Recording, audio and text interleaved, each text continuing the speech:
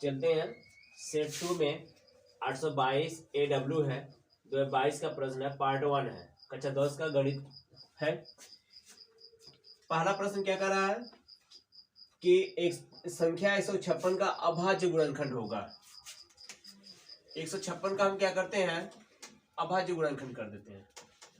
156 का अभाज्य गुणनखंड, 2 से कटेगा, 2 सते 14, 2 अठे 16, 2 से 2 तिहाई 6, 2 9 18, 3 से काट देते हैं, 3 एकम 3, 3 त्रिक 9, अब 13 से कट जाएगा, यानी कि 2 पे 2 गुणे 3 गुणे 13। कौन सा विकल्प मिल रहा है, बी वाला, यानी दूसरा विकल्प मिल रहा है। ठीक है, इसके बाद है कह रहा है ख नंबर, यदि सेक थीटा बराबर 2 तो थीटा का क्या मान होगा। सेक थीटा बराबर क्या दिया है, 2, तो सेक थीटा हम देख रहे हैं, सेक थीटा 2 कब होता है, सेक 60 अंश में होता है। ठीक है, तो थीटा बराबर कितना हो जाएगा, 60 अंश, ये हमारा आंसर हो जाएगा, जो हो गया। गो वाला क्या कर रहा है कि समीकरण 3x² - 12x + m = 0 के मूल बराबर है, तो m का मान क्या होगा। तो गौ में देख रहे हैं a बराबर में कितना है, a बराबर 3 है। ठीक है, b बराबर -12 है, b का मान है, c का मान कितना है, m है। चूंकि समीकरण के मूल क्या है, चूंकि समीकरण के मूल क्या है, बराबर है, तो सूत्र क्या होता है, b² - 4ac = 0। b का मान कितना है, -12 है, 12 का वर्ग हो गया, -4 गुणे a का मान कितना है, 3 है, m का मान c का मान कितना है, m है, बराबर 0 हो गया। 12 का -12 का वर्ग करेंगे तो क्या हो जाएगा, 144 हो जाएगा, 4 तिहाई 12 m बराबर 0, -12 m बराबर -144 हो जाएगा, माइनस से माइनस कट गया, m बराबर 144 बटे कितना हो जाएगा, 12, तो m बराबर हमारा कितना हो जाएगा, 12, m का मान हमारा कितना हो जाएगा, 12 हो जाएगा। चौथा विकल्प क्या हो रहा है, सही हो रहा है।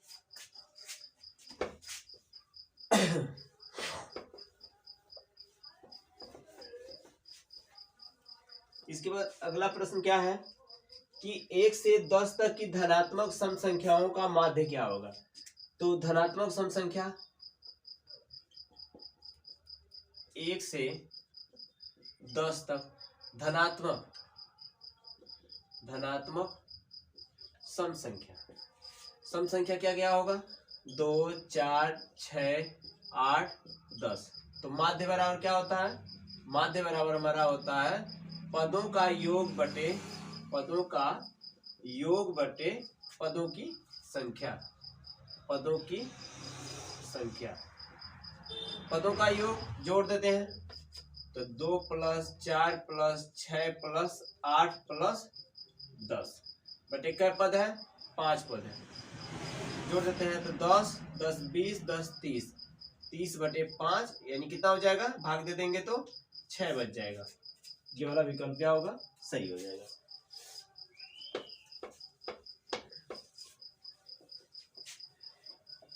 इसके बाद क्या कर रहा है, चौथा प्रश्न, ये घ वाला निकल गया, बिंदु P के निर्देशांक इतना है और Q के, और कह रहा है इन दोनों बिंदुओं के बीच की दूरी कितना दिया है, 10 दिया है।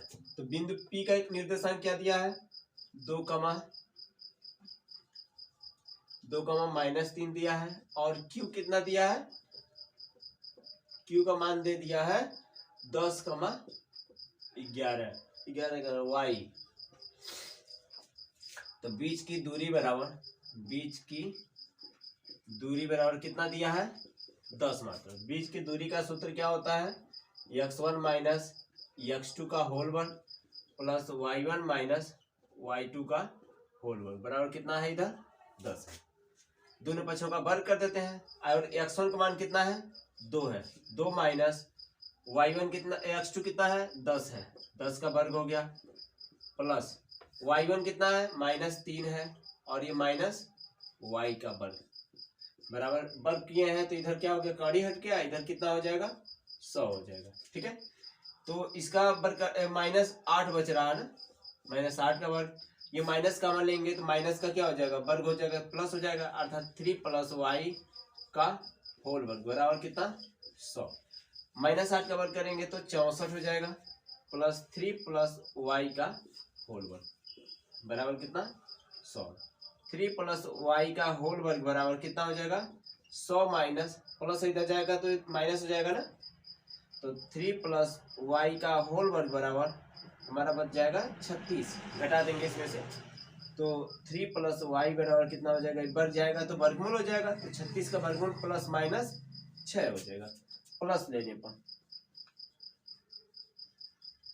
जब प्लस ले लेंगे तो 3 + y बराबर कितना हो जाएगा +6 हो जाएगा, यानी y बराबर 6 - 3, यानी y बराबर कितना हो जाएगा 1 3 हो गया। फिर क्या करना है, माइनस लेने पर माइनस ले लेते हैं, तो 3 + y बराबर -6 हो गया, यानी y बराबर -6, 3 प्लस इधर जाएगा तो -3 हो जाएगा, तो y बराबर -9 हो जाएगा, यानी कि 3, -9, 3, -9। ये वाला दूसरा विकल्प क्या है, सही है।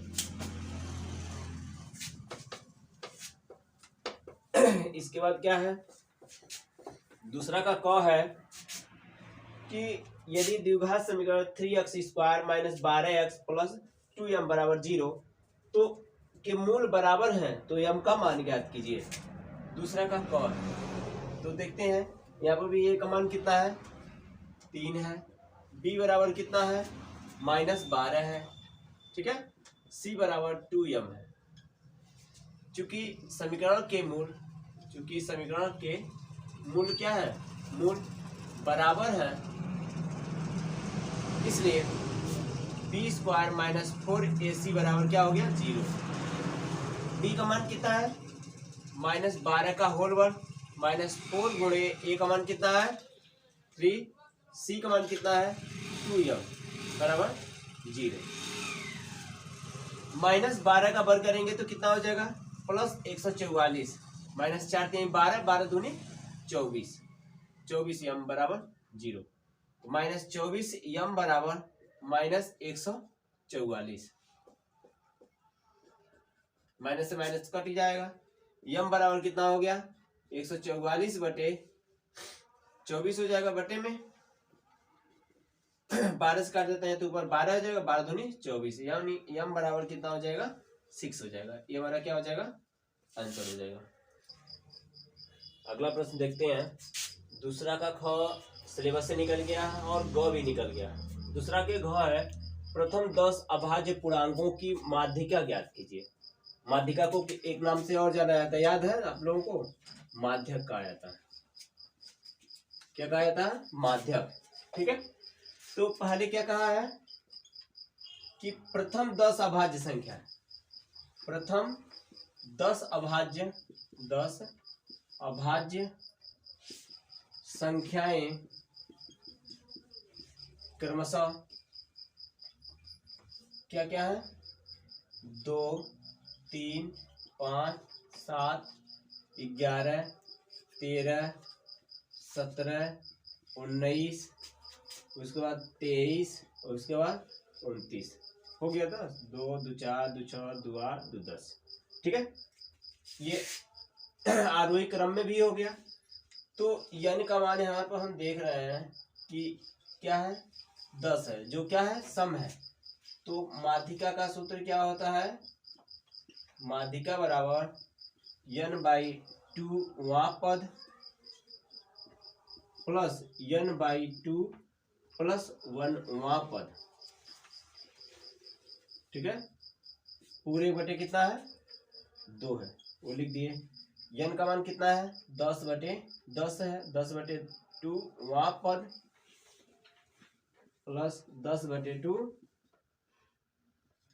+ 1 वां पद, पूरे बटे कितना है 2 है। तो ये कितना हो जाएगा 5वां पद हो जाएगा। ये क्या हो जाएगा 5 और 1 6वां पद हो जाएगा, बटे कितना 2 है।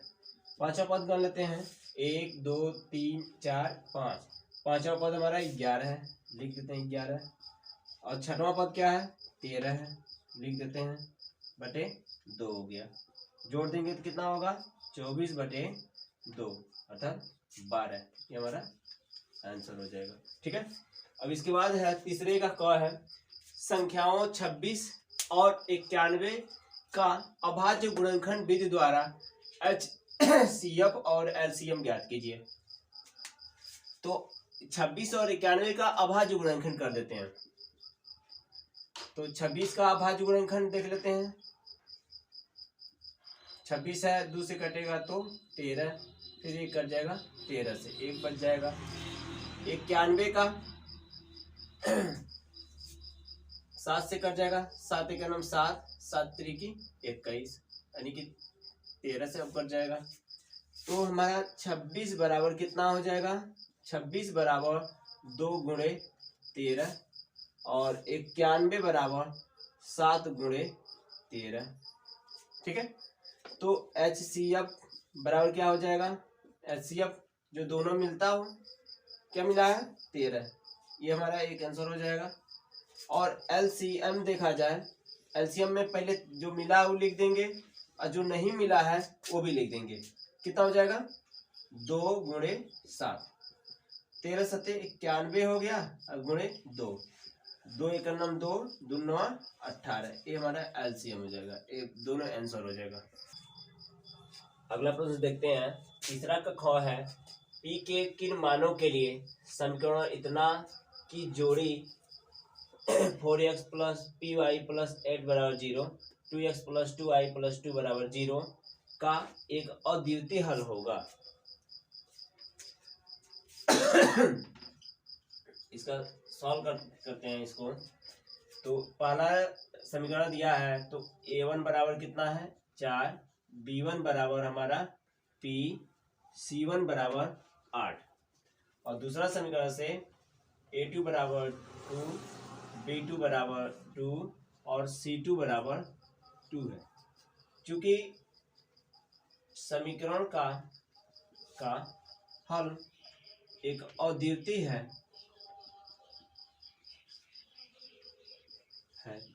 इसलिए क्या प्रतिबंध होता है, a1 by a2 is not equal to b1 by b2।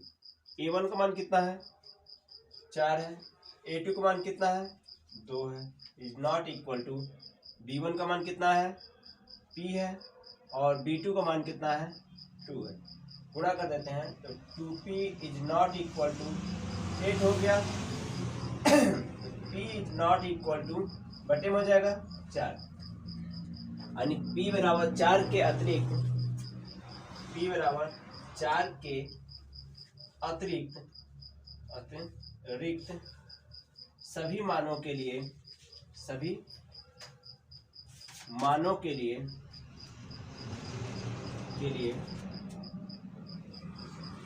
समीकरणों का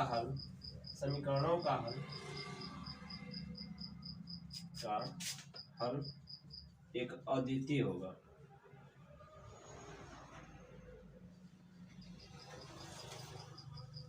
हो गया, आंसर हो गया। ठीक है।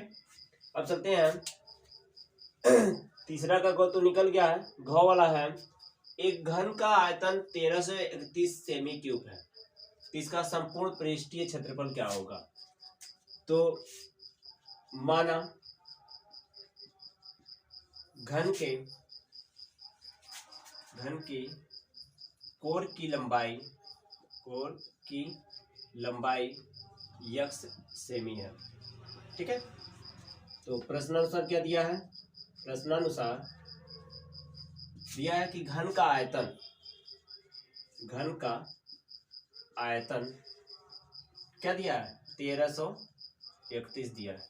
तो घन का आयतन का क्या होता है भुजा का क्यूब, यानी कि x का क्यूब हो गया। 1331 है तो 11 का क्यूब हो गया। तो x बराबर कितना हो जाएगा 11 सेमी। घन की कोर की लंबाई हमें प्राप्त हो गया कितना 11 सेमी। तो घन का संपूर्ण पृष्ठीय क्षेत्रफल निकाल सकते हैं। घन का संपूर्ण पृष्ठ 6 गुणे भुजा का वर्ग, यानी 6x स्क्वायर हो जाएगा, यानी 6 गुणे x का मान कितना है 11 है, 11 का वर्ग हो गया, यानी 6 गुणे 11 का वर्ग 121 हो गया। 6 का नम 6, 6 दूनी 12 को 2, 1 बच गया, 6 का नम 6 7 सेमी स्क्वायर। ये हमारा क्या हो गया, आंसर हो गया। अगला प्रश्न है चौथा के ख, सिद्ध कीजिए कि 3√2 एक अपरिमेय संख्या है। तो पहले हम इसको अपरिमेय संख्या सिद्ध करने के लिए हमें इसे परिमेय संख्या पहले मानेंगे। तो माना 3√2 एक परिमेय संख्या है, परिमेय संख्या है, ठीक है। जब परिमेय संख्या है इसलिए हम इसे क्या लिख सकते हैं, a/b के रूप में लिख सकते हैं, जहां a b कोई पूर्णांक है, कोई पूर्णांक है तथा b is not equal to 0, ठीक है। अर्थात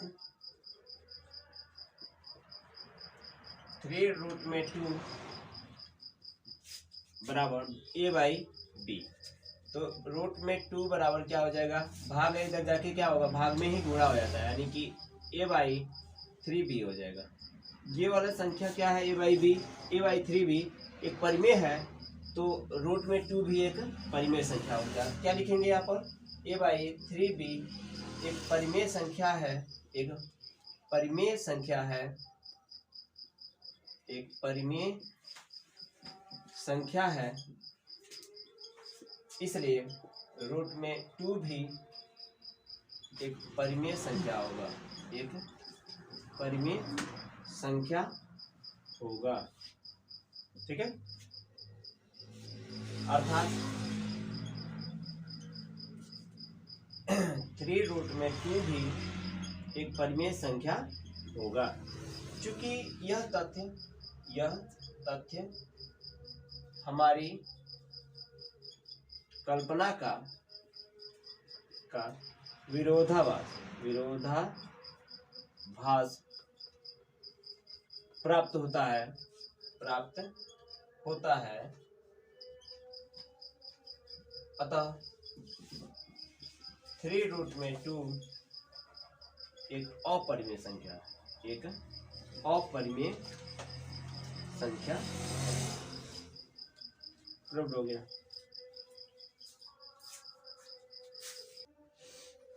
अगले प्रश्न में चलते हैं। चौथा का ख निकल गया है, चौथा के ग है और चौथा का घ भी निकल गया। चौथा का ग प्रश्न क्या है, 6 मीटर लंबाई वाले एक ऊर्ध्वाधर स्तंभ की भूमि पर छाया की लंबाई 4 मीटर है, जबकि उसी समय एक मीनार की छाया की लंबाई 28 मीटर है, तो मीनार की ऊंचाई ज्ञात कीजिए। तो 6 मीटर लंबाई वाले एक स्तंभ है, 6 मीटर लंबाई का क्या बना देते हैं, स्तंभ बना देते हैं 6 मीटर। भूमि पर इसकी छाया की लंबाई कितना है, 4 मीटर,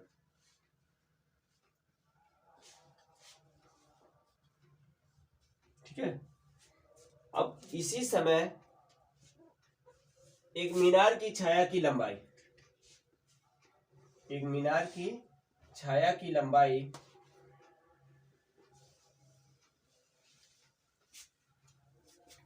मीनार हो गया, इसकी छाया की लंबाई यानी कि यहां से और यहां तक की लंबाई इसका होगा कितना है, 28 मीटर है, ठीक है। तो मीनार की ऊंचाई ज्ञात कीजिए। तो मान लिया हमने कि मीनार की ऊंचाई क्या है, h है, इसको मिला देते हैं, ABCD और इसको ले लेते हैं E ले लेते हैं। तो हमारे पास दो समरूप त्रिभुज है, एक ACE है और एक BCD है। दो समरूप त्रिभुज